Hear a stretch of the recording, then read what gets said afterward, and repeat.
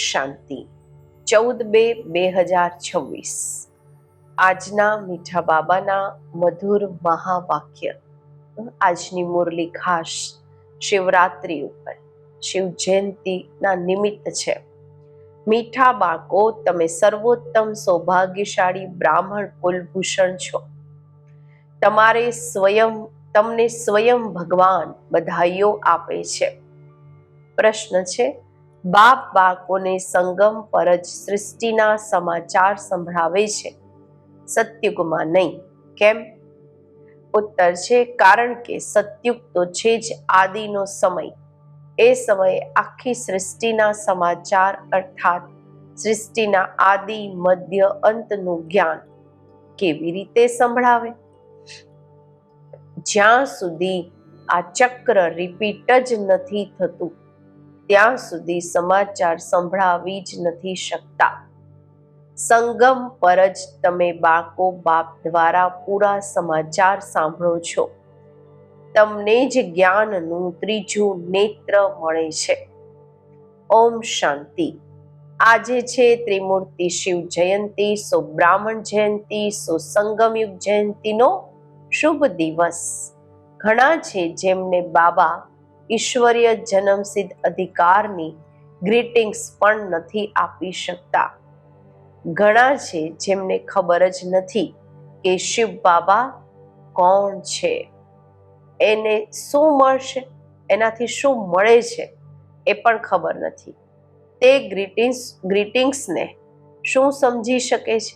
જે બાબા આપણને વધાઈઓ આપે છે, શું ભાવનાઓ આપે છે, ગુડ વિશેસ આપે છે, એને નહીં સમજી શકે.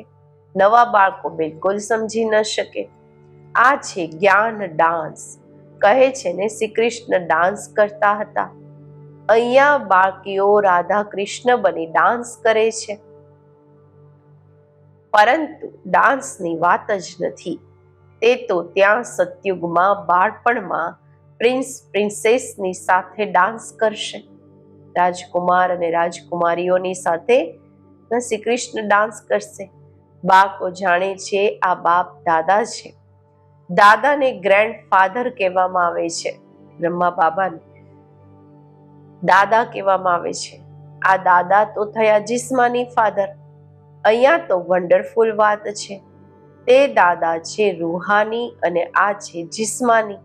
આને કહે છે બાપ દાદા. બાપથી દાદા દ્વારા વારસો મળે છે. વારસો છે દાદાનો, ગ્રેન્ડ ફાધરનો. શિવ બાબા દાદા આપણને બ્રહ્મા બાપ દ્વારા વારસો આપે છે. બધી આત્માઓ બ્રધર્સ છે, ભાઈઓ છે, તો વારસો તો બાપથી મળે છે. બાપ કહે છે, તમે આત્માઓને પોતાનું શરીર, પોતાની કર્મેન્દ્રિયો છે. મને તો નિરાકાર કહે છે, જરૂર મારે શરીર જોઈએ. ત્યારે તો બાળકોને રાજયોગ શીખવું, અર્થાત મનુષ્યથી દેવતા, પતિતથી પાવન બનવાનો માર્ગ બતાવો કે મુતપલિતી કપડ ધો. જરૂર મોટા ધોબી હશે. આખા વિશ્વની આત્માઓ અને શરીર ધોવે છે. જ્ઞાન અને યોગથી તમારી આત્માને ધોવામાં આવે છે. આજે તમે બાળકો આવ્યા છો.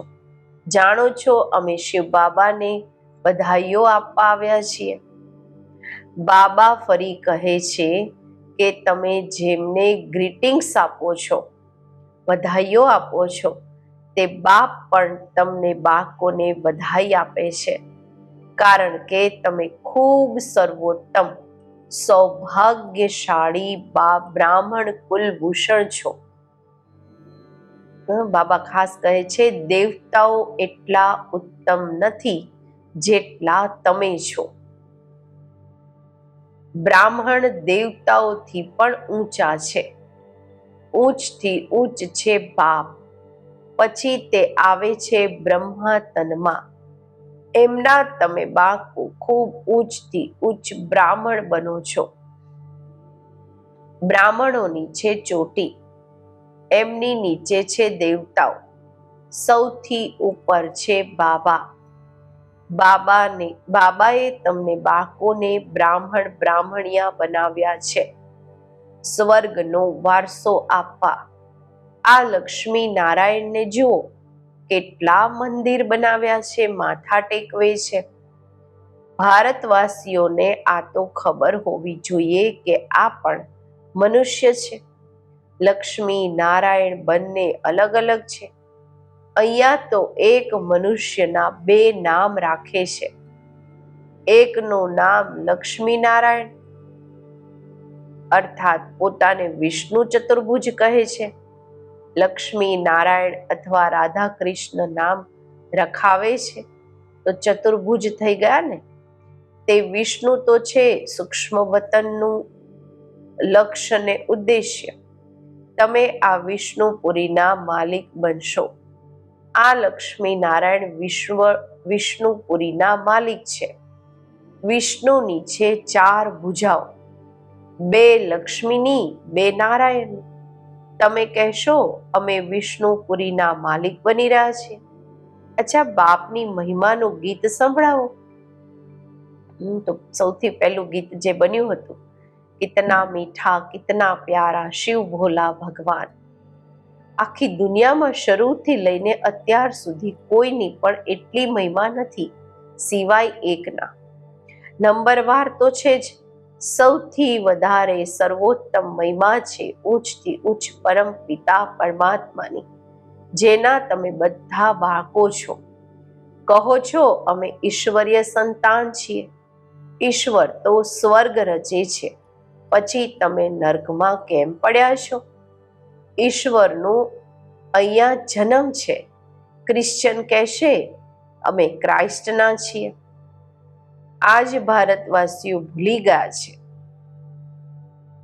કે અમે પરમ પિતા પરમાત્મા શિવના ડાયરેક્ટ બાળકો છીએ. બાપ અહીં આવે છે બાળકોને પોતાના બનાવી પછી રાજ્ય ભાગ્ય આપવા. આજે બાબા સારી રીતે સમજાવે છે કારણ કે નવા પણ ઘણા છે.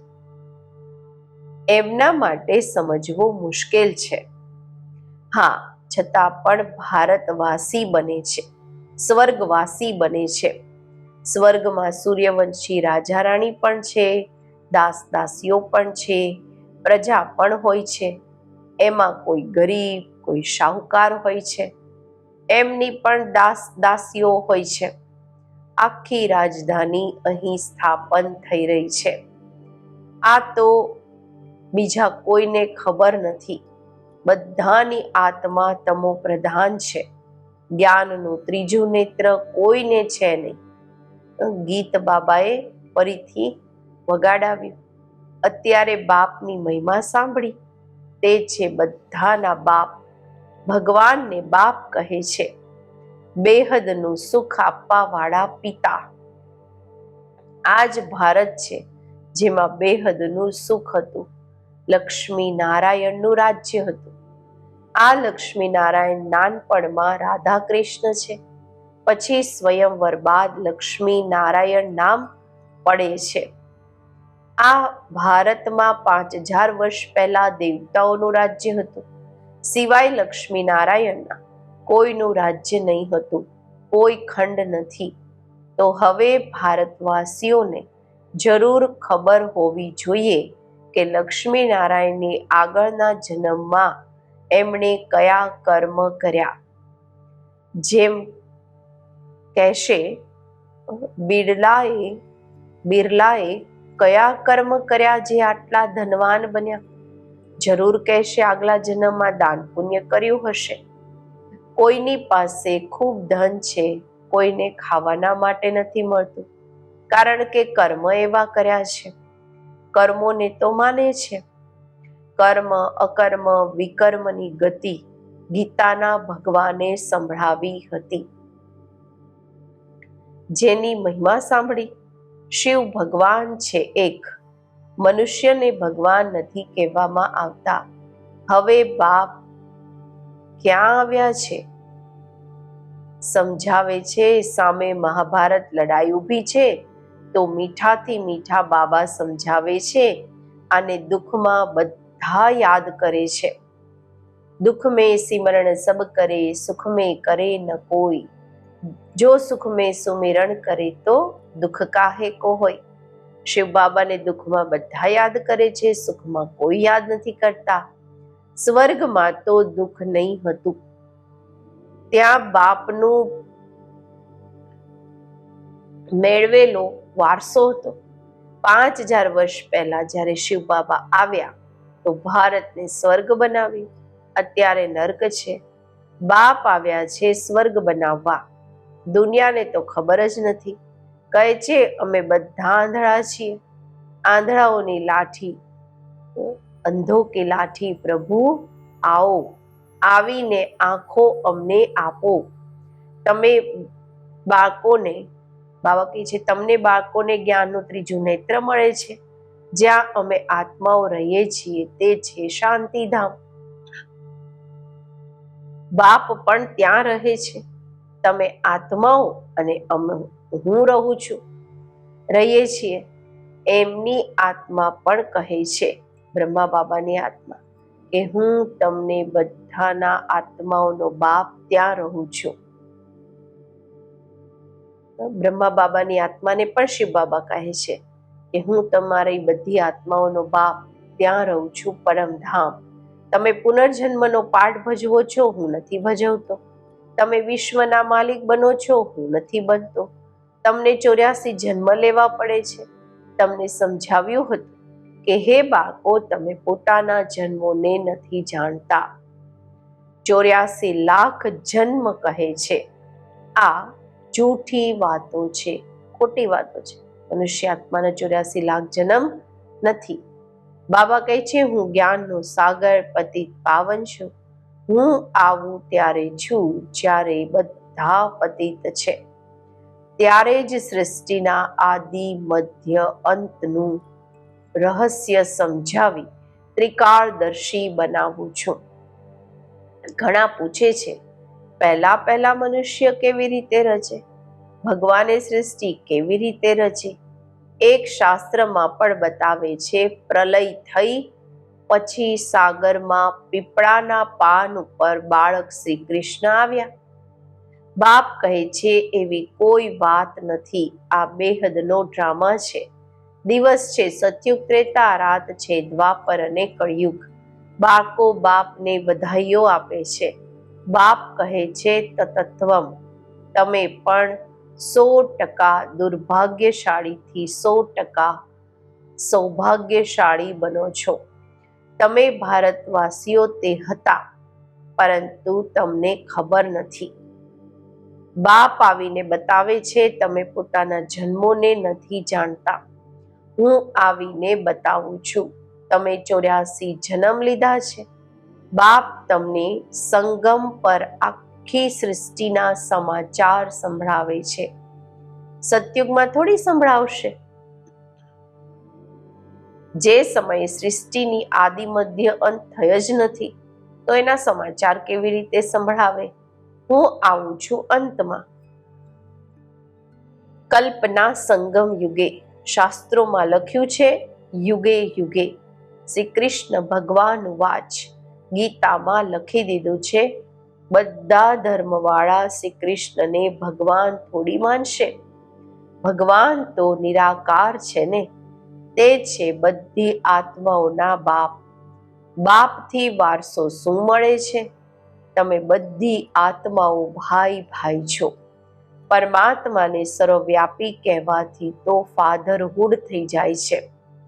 ફાધરને ક્યારેય વારસો મળે છે શું? વારસો બાળકોથી મળે છે. તમે આત્માઓ બધા બાળકો છો.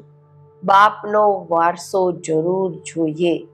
હદના વારસાથી. બાબા કહે છે તમે રાજી નથી થતા એટલે તો બોલાવો છો. તમારી કૃપાથી સુખ ઘનેરા મળ્યા હતા. હવે ફરી રાવણ દ્વારા દુઃખ મળવાથી બોલાવા લાગો છો. બધાની આત્માઓ બોલાવે છે, બધી આત્માઓ, કારણ કે એને દુઃખ છે એટલે યાદ કરે છે બાબા આવીને સુખ આપો. અત્યારે આ જ્ઞાનથી સ્વર્ગના માલિક બનો છો. તમારી સદગતિ થાય છે. એટલે ગાવામાં આવે છે, સર્વના સદગતિ દાતા એક બાપ.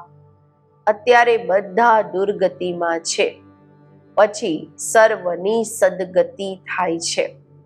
જ્યારે લક્ષ્મીનારાયણનું રાજ્ય હતું તો તમે સ્વર્ગમાં હતા, બાકી બધા મુક્તિધામમાં હતા. અત્યારે અમે બાપ દ્વારા રાજયોગ શીખીએ છીએ.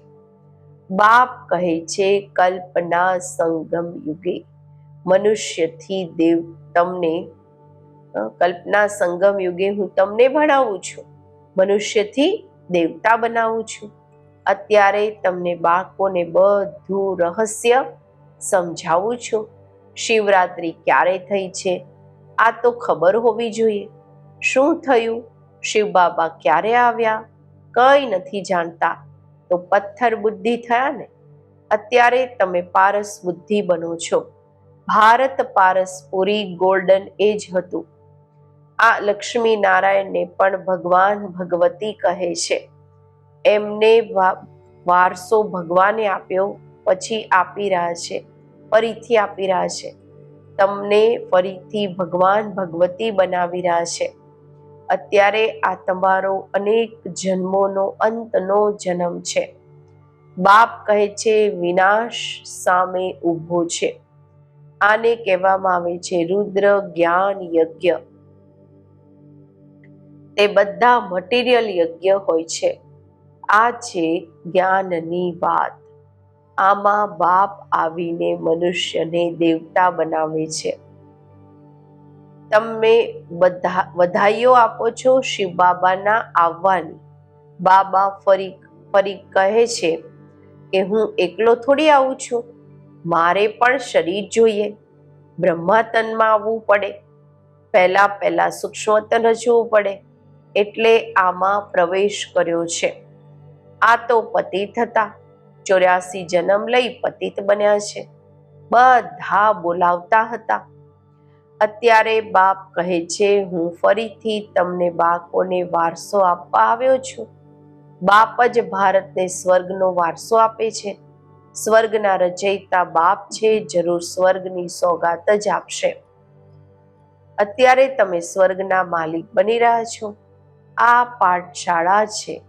ભવિષ્યમાં તમે મનુષ્યથી 21 જન્મોના માટે દેવતા બનવાની આ પાઠશાળા છે. તમે સ્વર્ગના માલિક બની રહ્યા છો. 21 પેઢી તમે સુખ મેળવો છો. ત્યાં અકાળે મૃત્યુ થતું નથી. જ્યારે શરીરની આયુ પૂરી થાય છે ત્યારે સાક્ષાત્કાર થઈ જાય છે. એક શરીર છોડી બીજું લો છો. સાપનું પણ ઉદાહરણ છે ને. તમે બાકો અત્યારે બાપને વધાઈઓ આપો છો. બાપ પછી તમને વધાઈઓ આપે છે. તમે અત્યારે દુર્ભાગ્યશાળીથી સૌભાગ્યશાળી બની રહ્યા છો. બાબા કહે છે, પતિત મનુષ્યથી પાવન દેવતા બનો છો. ચક્ર તો ફરે છે. આ તો તમને બાળકોને સમજાવવાનું છે. પછી આ પ્રાય લોપ થઈ જાય છે. સતયુગમાં જ્ઞાનની જરૂર નથી રહેતી. અત્યારે તમે દુર્ગતિમાં છો, ત્યારે આ જ્ઞાનથી સદગતિ મળે છે. બાપ જ આવીને સ્વર્ગની સ્થાપના કરે છે. સર્વના સતગુરુ એક જ છે. બાકી ભક્તિ માર્ગના કર્મકાંડથી કોઈની સદગતિ નથી થતી. બધાને સીડી નીચે ઉતરવાનું જ છે. ભારત સતો પ્રધાન હતું, પછી 84 જન્મ લેવા પડ્યા. ફરી હવે તમને ચઢવાનું છે. મુક્તિધામ પોતાના ઘરે જવાનું છે. હવે નાટક પૂરું થાય છે. આ જૂની દુનિયા ખતમ થઈ જશે. ભારતને અવિનાશી ખંડ કહેવામાં આવે છે.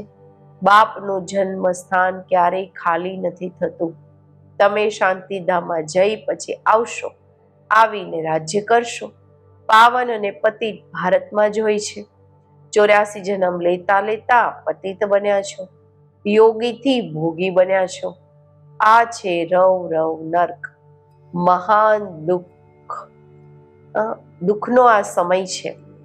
અત્યારે તો ખૂબ દુઃખ આવવાનું છે. હજુ તો ખૂને નાહેક ખેલ છે. નિર્દોષ મરશે. એવો આ ખેલ છે. બેઠા બેઠા બોમ્બ્સ પડશે, તમે શું ગુનો કર્યો? નાહેક બધાનો વિનાશ થઈ જશે. વિનાશનો સાક્ષાત્કાર તો બાળકોએ કર્યો છે. અત્યારે તમને સૃષ્ટિ ચક્રનું જ્ઞાન જાણી ગયા છો. તમારી પાસે જ્ઞાનની તલવાર, જ્ઞાનની ખડક છે. તમે છો બ્રહ્માની મુખવંશાવળી બ્રાહ્મણ. પ્રજાપિતા પણ બાબા છે. કલ્પ પહેલા પણ એમના મુખ વંશાવળી પેદા કરી હતી. એમના મુખથી આપણે પેદા થયા હતા. બાપ કહે છે હું કલ્પ આવું છું, આમાં પ્રવેશ કરી તમને મુખ વંશાવલી બનાવું છું. બ્રહ્માના દ્વારા સ્વર્ગની સ્થાપના કરાવું છું. સ્વર્ગમાં તો ભવિષ્યમાં જ જશો. ચીચી દુનિયા તો ખતમ થવી જોઈએ. બેહદના બાપ આવે છે નવી દુનિયા રચવા. બાપ કહે છે હું તમને બાળકોના માટે હથેળી પર બહિષ્ટ લઈને આવ્યો છું, સ્વર્ગ લઈને આવ્યો છું. તમને કોઈ પણ તકલીફ નથી આપતો. તમે બધા દ્રૌપદીઓ છો. અચ્છા, મીઠા મીઠા સિકિલદા બાળકો પ્રત્યે માત પિતા બાપ દાદાના યાદ પ્યાર અને ગુડ મોર્નિંગ. રૂહાની બાપના રૂહાની બાળકોને નમસ્તે. આપણે રૂહાની બાપના રૂહાની બાળકોને બાળકોના રૂહાની બાપને નમસ્તે. ધારણા માટે મુખ્ય સાર. દેવતાઓથી પણ ઉચ્ચ અમે બ્રાહ્મણ સર્વોત્તમ છીએ. આ રૂહાની નશામાં રહેવાનું છે. જ્ઞાન અને યોગથી આત્માને સ્વચ્છ બનાવવાની છે. બીજું, બધાને શિવ બાબાના અવતરણની વધાઈઓ આપવાની છે. બાપનો પરિચય આપી પતિતથી પાવન બનાવવાના છે. દુશ્મનથી મુક્ત કરવાના છે. આજનું વરદાન: વિસ્તારની રંગબેરંગી વાતોથી કિનારો કરી મુશ્કેલને સહજ બનાવવા વાળા સહજ યોગી ભવ. જ્યારે બાપને જોવાના બદલે વાતોને જોવા લાગી જાઓ છો તો ઘણા ક્વેશ્ચન ઉત્પન્ન થાય છે, પ્રશ્નો ઉત્પન્ન થાય છે અને સહજ વાત પણ મુશ્કેલ અનુભવ થવા લાગે છે. કારણ કે વાતો છે વૃક્ષ અને બાપ છે બીજ. જે વિસ્તારવાળા વૃક્ષને હાથમાં ઉઠાવે છે તે બાપને કિનારો કરી દે છે. પછી વિસ્તાર એક ઝાડ બની જાય છે જેમાં ફસાતા જાય છે. વાતોના વિસ્તારમાં રંગબેરંગી વાતો થાય છે જે પોતાની તરફ આકર્ષિત કરી લે છે. એટલે બીજરૂપ બાપની યાદથી બિંદી લગાવી એનાથી કિનારો કરી લો તો સહજ યોગી બની જશો. સ્લોગન છે: હું અને મારાપણાની એલોયને સમાપ્ત કરવું જ રિયલ ગોલ્ડ બનવું છે. આત્મામાં જે મિલાવટ છે મારું અને હું, એને ખતમ કરું, એ જ રિયલ ગોલ્ડ બનવું છે. અવ્યક્ત ઇશારા, એકતા અને વિશ્વાસની વિશેષતા દ્વારા સફળતા સંપન્ન બનો. અત્યારે બધા મળીને એકમત થઈ સેવાના કોઈ પણ કાર્યને ધૂમધામથી આગળ વધારો. દરેક બ્રાહ્મણ આત્માના સહયોગથી, શુભકામનાઓ, શુભ ભાવનાઓથી સેવાઓની ધૂમ મચાવો. જો કોઈ મુખથી બોલી નથી શકતા તો મનસા વાયુમંડળથી સુખની વૃત્તિ, સુખમય સ્થિતિથી સુખમય સંસાર બનાવે. ક્યાંય જઈ નથી શકતા, તબિયત ઠીક નથી તો ઘરે બેઠા આ સેવા કરો. સેવામાં સહયોગી જરૂર બનો. ત્યારે બધાના સહયોગથી સુખમય સંસાર બનશે. ઓમ શાંતિ.